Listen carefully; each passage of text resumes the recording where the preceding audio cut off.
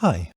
In an earlier video, it was pointed out that, due to the layering of datasets on the map, some datasets may obstruct the view of other datasets on the map.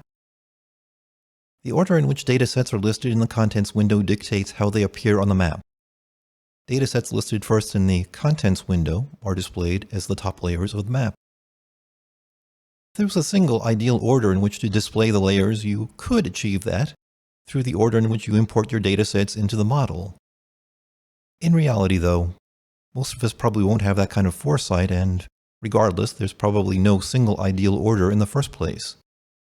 Fortunately, it's easy to change the order of the layers.